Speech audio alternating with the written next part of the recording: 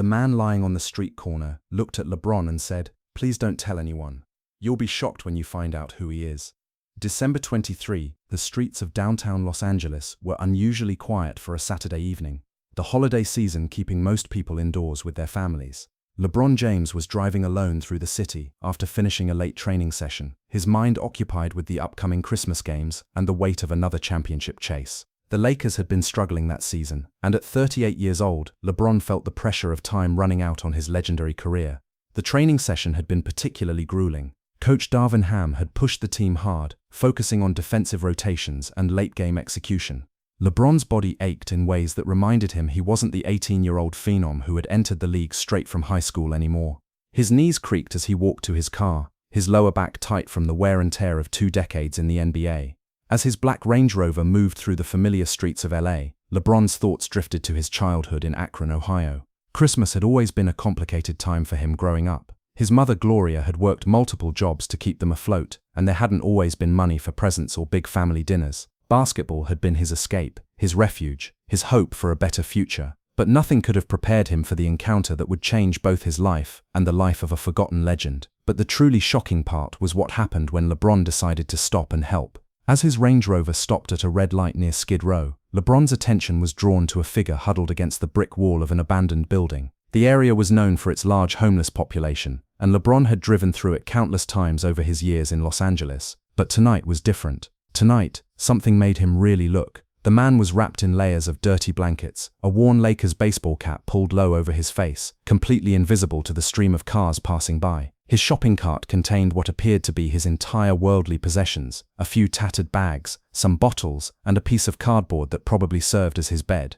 Something about the way the man carried himself, even in his desperate state, caught LeBron's eye. There was a posture there, a way of holding his shoulders that spoke of better times, of confidence that had been beaten down but not entirely erased. LeBron had always been sensitive to homelessness in Los Angeles. Through his foundation, he had donated millions to shelters and housing programs. He had visited soup kitchens during the holidays, had written checks to organizations fighting poverty, had made public service announcements about caring for the less fortunate. But this was different. This wasn't about writing a check or making a public appearance. This was about a human being suffering alone on a cold December night, and LeBron couldn't just drive past. The light turned green, but instead of continuing forward, LeBron pulled over to the curb. His security training kicked in. He was alone, it was late at night, and he was in a dangerous part of the city. But his humanitarian instincts were stronger than his caution. He approached the man cautiously, his hands visible and his posture non-threatening. "Hey brother, you okay? You need some food or something?" The man looked up slowly, and for a moment, LeBron caught a glimpse of his eyes beneath the cap. There was something familiar about them, intelligent, proud, but filled with a sadness that seemed to go bone deep. They were the eyes of someone who had seen better days, someone who remembered what it felt like to be respected and valued. "I'm fine, young man, just trying to stay warm." The voice was raspy from years of hard living, but there was a dignity in it that struck LeBron immediately. This wasn't the voice of someone who had always been on the streets. This was the voice of someone who had fallen from somewhere much higher. That's when everything changed forever. "Come on, man. Nobody's fine sitting out here in the cold. Let me buy you dinner, get you somewhere warm for the night." LeBron had learned from his foundation work that approach mattered when dealing with homeless individuals. Many had been dehumanized for so long that simple respect and dignity could be as important as food or shelter. He kept his voice gentle but firm, the same tone he used when talking to his own children. The man shook his head firmly, and LeBron caught a glimpse of pride that reminded him of his own stubborn streak. "I appreciate it, but I don't need charity, especially not from—" He paused, studying LeBron's face more carefully in the streetlight. His eyes widened slightly with recognition. "Wait a minute, you're LeBron James." "Yeah, I am. What's your name?" The simple question seemed to hit the man like a physical blow. LeBron watched as emotions played across his weathered features: surprise, shame, fear, and something that might have been hope. The man hesitated for a long moment, as if debating whether to reveal his identity. Finally, he looked directly at LeBron with eyes that held decades of pain and said quietly, "Please don't tell anyone you saw me like this." Something in the man's tone made LeBron's heart race. This wasn't just any homeless person asking for anonymity. This was someone who had once been somebody, someone who had something to lose even in his current state. The way he said it suggested that his identity being revealed would matter to more people than just himself. "I won't tell anyone anything you don't want me to tell," LeBron promised, his curiosity now fully aroused. "But I'm not leaving you out here in the cold. Come on, let's go get some food and figure this out." "Wait, you can't miss this detail." It took 20 minutes of gentle persuasion before the man finally agreed to get in LeBron's car. During those 20 minutes, LeBron learned that the man's name was Marcus, that he had been on the streets for a long time, and that he was originally from Chicago. But there were gaps in his story, careful omissions that suggested he was hiding something significant. As they drove toward an all-night diner that LeBron knew would be discreet, he couldn't shake the feeling that he was missing something important about his passenger. Marcus sat quietly in the passenger seat, occasionally glancing at LeBron with an expression that seemed to mix gratitude with something that looked almost like recognition, affection. It was hard to read. The diner LeBron chose was a 24-hour place in West Hollywood that catered to night shift workers and insomniacs. It was the kind of place where celebrities could eat without being bothered, where the staff had seen everything and asked no questions. LeBron had discovered it during his first stint with the Lakers and had always appreciated its unpretentious atmosphere. The diner was nearly empty, just a few late-shift workers and insomniacs scattered across the red vinyl booths.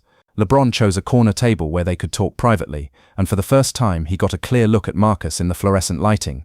He was probably in his early 50s, with graying hair and a face that showed the wear of hard living. But beneath the street grime and exhaustion, there was something noble about his features, something that spoke of better times.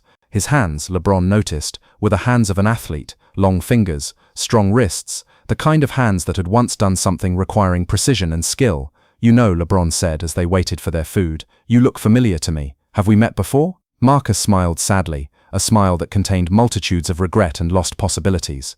"Not exactly, but you knew me once in a way. I used to be on the posters on your bedroom wall." LeBron's blood turned to ice. The words hit him like a physical blow, and he felt his heart rate spike as the implications began to sink in. "What did you just say? You haven't seen the biggest surprise yet." Marcus reached into his worn jacket with shaking hands and pulled out a faded newspaper clipping, handling it like it was made of gold. It was clearly something he had carried with him for years, carefully preserved despite his circumstances.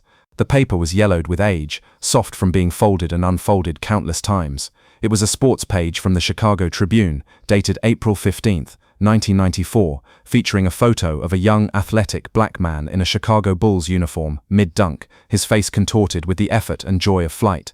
The headline read, "Washington's Wonder, Bulls rookie phenom lights up the Garden." "Marcus Washington," the man said quietly, his voice barely audible above the diner's background noise. "I played for the Bulls from 1992 to 1997, Rookie of the Year in 93, All-Star 3 times. I was supposed to be the next Michael Jordan." LeBron stared at the clipping, his mind racing as memories came flooding back. Marcus Washington. He remembered that name, remembered that poster, remembered being 8 years old and practicing Marcus's signature moves in his backyard in Akron. Marcus had been his hero before he really understood who Jordan was, before he learned about Magic and Bird and all the other legends. The memories came in waves, watching Marcus's highlights on SportsCenter, begging his mother to buy him Marcus Washington jerseys that they couldn't afford, practicing Marcus's crossover dribble until his hands were raw. Marcus had represented something to young LeBron, the possibility that someone could come from nothing and become everything. "Oh my God," LeBron whispered, his voice cracking with emotion. "Marcus Washington, I had your poster, I had your jersey, well, a knockoff version because we couldn't afford the real one. You were my favorite player when I was a kid. Before I really knew about Jordan, you were the one I wanted to be like." Marcus smiled, but it was a smile filled with pain and irony. "That was a long time ago, LeBron, a different life, a different person. What you're seeing now is nothing." LeBron's mind was reeling as more memories surfaced. Marcus Washington had been one of the most promising players of the mid-90s, an explosive guard who could score from anywhere on the court. He had been drafted straight out of high school in Chicago, just like LeBron would be years later from Akron. He had been featured on magazine covers, had million-dollar endorsement deals with Nike, had been the face of their youth basketball campaigns.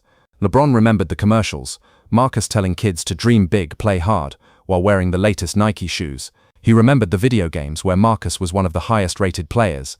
He remembered how Marcus had seemed to represent the perfect combination of athleticism, intelligence and charisma that every young basketball player aspired to. "Marcus, what happened? I remember you just disappeared. One day you were everywhere, and then nothing. The Bulls said you had retired due to injury, but there were rumors."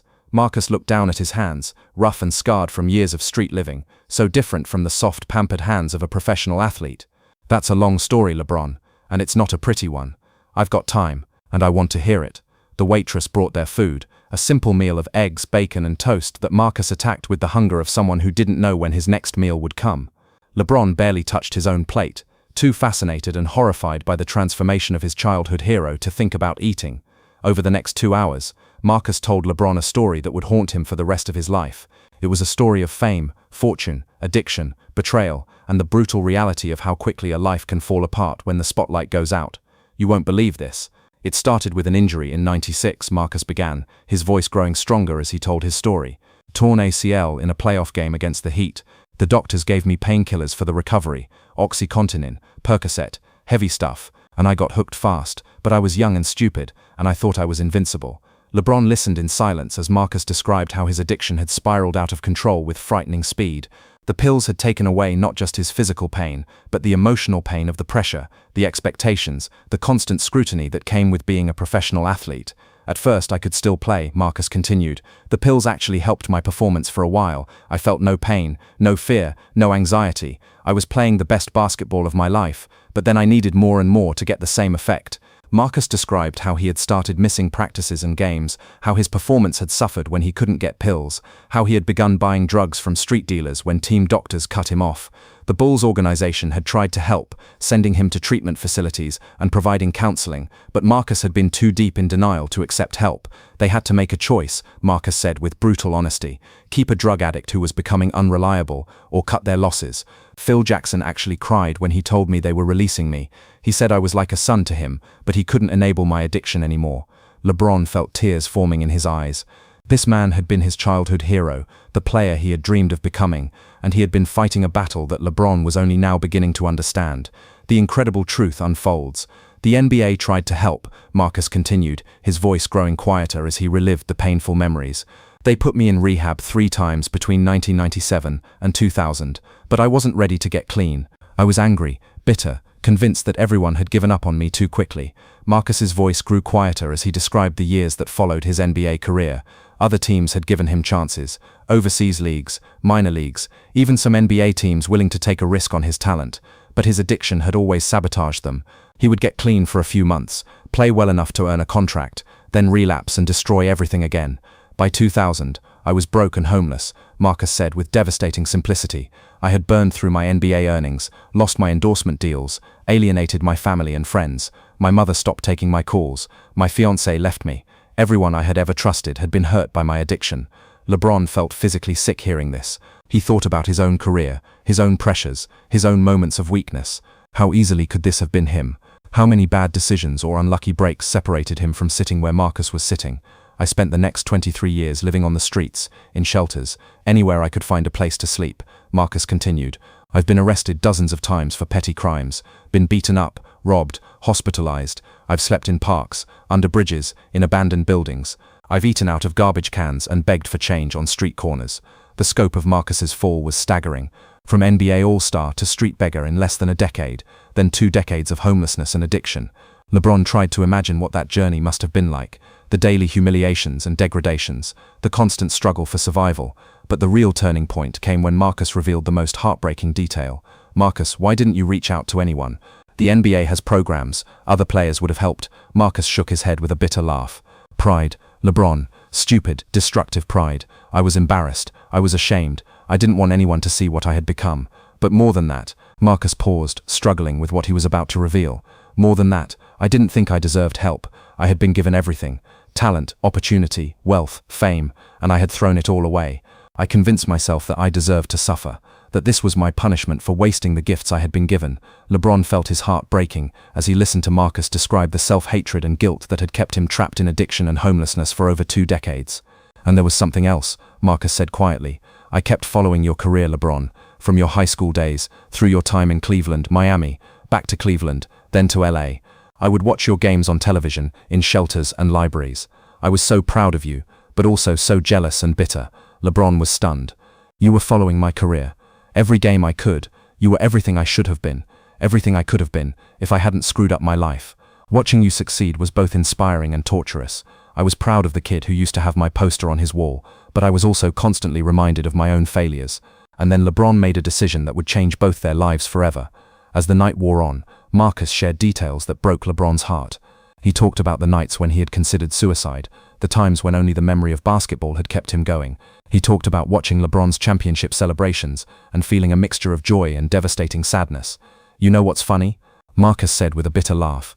I still dream about playing. Every night, I dream about being back on the court, being young and healthy and unstoppable. and then I wake up to this reality. LeBron couldn't take it anymore. The contrast between his own blessed life and the nightmare that Marcus had been living was too much to bear. Marcus, this is going to change. Tonight, starting right now, I'm going to help you get clean, get healthy, get your life back. LeBron, I appreciate what you're trying to do, but I've been down this road before.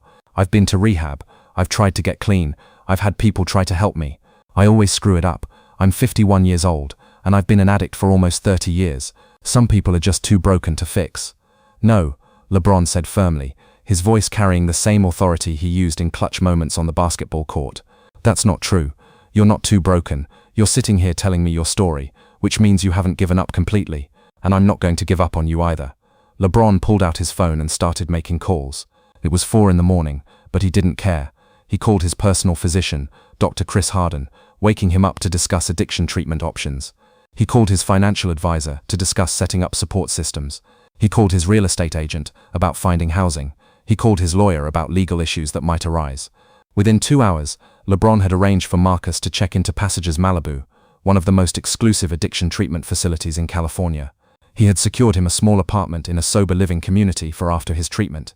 He had set up a trust fund to ensure he would never be homeless again. He had arranged for legal help to clear up any outstanding warrants or legal issues. You won't believe what happened next. Why are you doing this? Marcus asked as they sat in LeBron's car outside the treatment facility, as the sun was beginning to rise over Los Angeles. You don't owe me anything.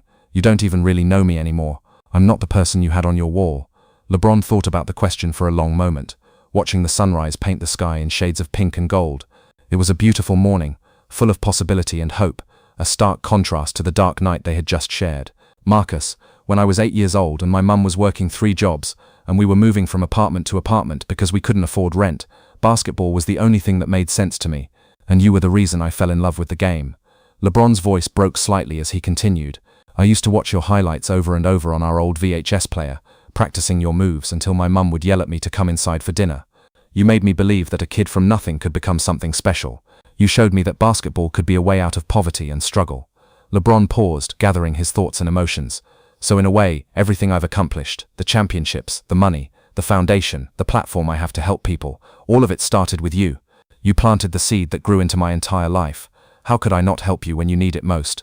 Marcus began to cry then, tears streaming down his weathered face as decades of pain and shame began to release. LeBron, I wasted my life. I had everything you have now, and I threw it all away. I'm not a hero. I'm a cautionary tale. You didn't waste your life, Marcus, LeBron said firmly. You inspired mine, and now we're going to get you the help you need so you can inspire others. Your story isn't over. It's just been on pause for a while. The miracle was just beginning.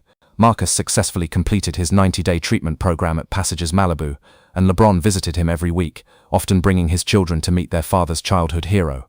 Bronny, Bryce, and Zuri were fascinated by Marcus's stories about the old days of basketball and inspired by his honesty about his struggles.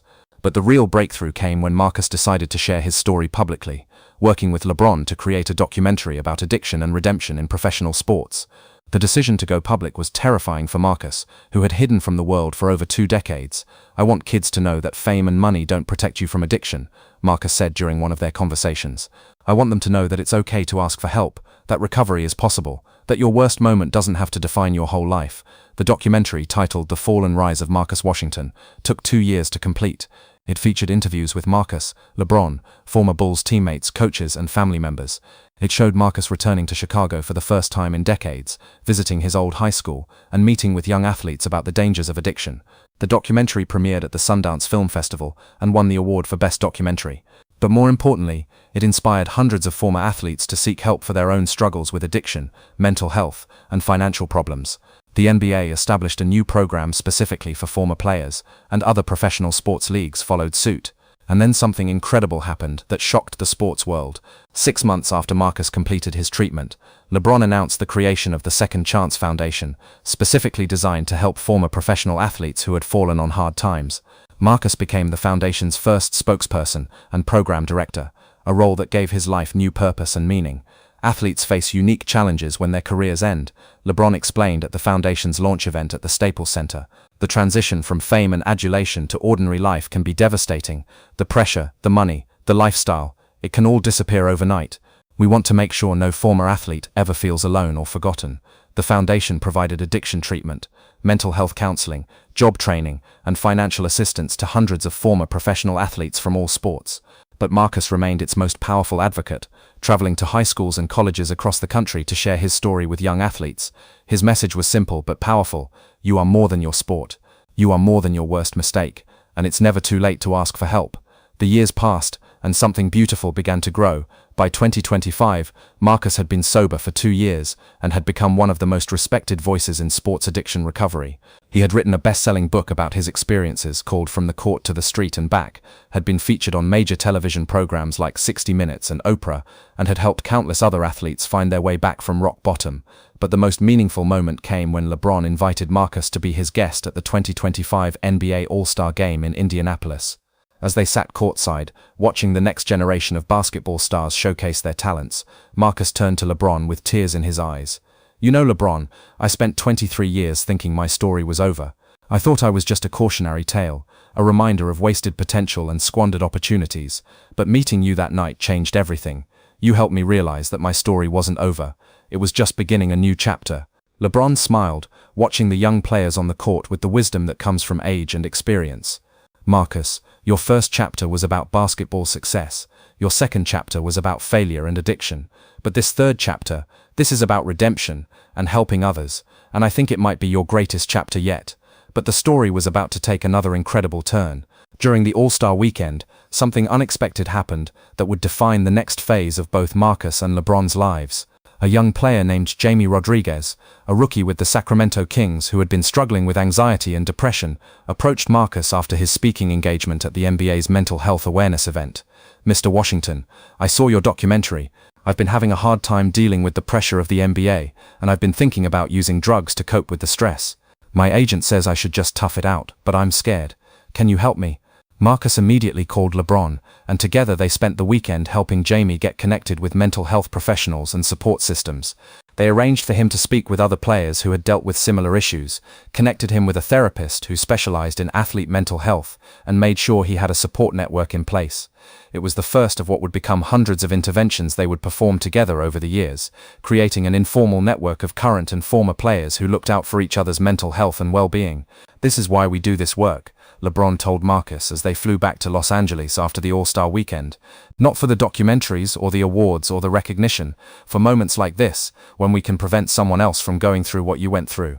And then came the moment that would reveal the greatest surprise of all. In December 2025, exactly 2 years after their first meeting, LeBron and Marcus returned to the same street corner where LeBron had found him.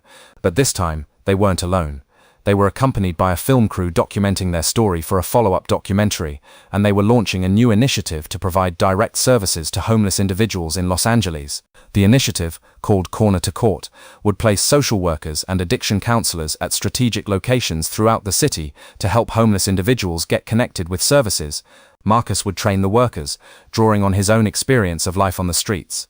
"This corner changed both our lives," LeBron said to the cameras as they stood at the exact spot where they had first met. 2 years ago, I thought I was just helping someone in need. I had no idea I was helping my childhood hero, and I had no idea he would end up helping me become a better person." Marcus, now healthy and clean and wearing a sharp suit instead of dirty blankets, spoke directly to the camera. "If you're struggling with addiction, if you're homeless, if you feel like your life is over, I want you to know that it's not. Recovery is possible, redemption is possible, and sometimes, help comes from the most unexpected places." But then Marcus revealed something that even LeBron didn't know, something that would add another layer of meaning to their already incredible story. "Everything changed in that moment. There's something I've never told anyone, not even LeBron," Marcus said to the cameras. "That night when LeBron found me on this corner, it wasn't entirely a coincidence." LeBron looked at Marcus with surprise and confusion. "What do you mean?" "I had been following your routines, LeBron. I knew what time you usually left practice. I knew the routes you took home. I had been positioning myself in places where I thought you might see me." The film crew continued rolling as Marcus made his shocking revelation. "I wasn't trying to manipulate you or use you. I was planning to commit suicide that night. I had completely given up hope, but I thought that if LeBron James, my biggest fan who had become my biggest success story, could see what had happened to his childhood hero, maybe it would serve as a warning to other young athletes about the dangers of addiction." LeBron was stunned, his mouth hanging open as he processed what Marcus was telling him. "I never imagined you would stop and help. I thought maybe you'd recognize me, maybe feel sad about what I had become, and maybe that would motivate you to speak out about addiction. I never dreamed you would get out of your car and change my life. The truth was more beautiful than anyone could have imagined. The revelation that Marcus had essentially orchestrated their meeting added another layer of complexity and meaning to their story. It showed the desperate lengths that people will go to when they feel hopeless, but it also demonstrated the power of human connection and compassion to change everything. I don't care how we met, LeBron said when the cameras stopped rolling. I'm just grateful that we did. Marcus, you saved my life too. You taught me that success means nothing if you don't use it to help others. You showed me what real courage looks like, the courage to share your story, to be vulnerable, to help others even when you're still healing yourself. The story of LeBron and Marcus became a symbol of hope for people struggling with addiction and homelessness across the country. Their foundation expanded internationally, working with professional sports leagues around the world to create support systems for former athletes. The conversation that would change everything forever. In 2028, LeBron and Marcus were invited to speak at the United Nations about addiction and homelessness as global issues. Their presentation, titled "From the Court to the Street and Back Again," became one of the most watched UN speeches in history. Addiction doesn't discriminate, Marcus told the assembled delegates from 93 countries. It doesn't care if you're rich or poor, famous or unknown, educated or illiterate. It can happen to anyone, and when it does, society's response shouldn't be to abandon or criminalize those who are suffering. LeBron added, "Every person experiencing homelessness was once someone's child, someone's hero, someone's dream. Marcus was my hero before he was homeless, and he's my hero now that he's in recovery. The only difference is that now the world gets to see what I always saw in him, a champion." Their speech led to the creation of a global initiative to address athlete mental health and addiction, with programs established in dozens of countries around the world. The moment that would define their legacy. By 2029, the Second Chance Foundation had helped over 10,000 former athletes and had inspired similar programs around the world. Marcus had become a globally recognized advocate for addiction recovery, speaking at conferences, universities, and treatment centers across 6 continents. But their greatest achievement wasn't measured in numbers or awards. It was measured in the lives they had touched, the families they had reunited, the hope they had restored in people who thought their stories were over. The legacy that will last forever. Today, Marcus Washington is 5 years sober and serves as the executive director of the Second Chance Foundation. He lives in a beautiful home in Manhattan Beach that LeBron helped him purchase, but more importantly, he has rebuilt relationships with his family and found purpose in helping others. His mother, who hadn't spoken to him in over 20 years, now calls him every week. His ex-fiancée, who had given up hope of ever seeing him healthy again, attended his 5-year sobriety celebration. His former Bulls teammates, who had grieved for him as if he were dead, welcomed him back into their brotherhood. LeBron continues to play basketball at the highest level, but he says his greatest victories happen off the court, in moments when someone like Marcus gets a second chance at life. The ending that no one saw coming. In 2030, Marcus made an announcement that brought their story full circle. He revealed that he had been secretly working on a basketball comeback, training in private gyms and getting his body back into playing shape. "I'm 57 years old, and I'm not trying to return to the NBA," Marcus laughed during the press conference at the Second Chance Foundation headquarters. "But I want to play in the Big 3 league, to show people that recovery is possible at any age, that it's never too late to pursue your dreams again."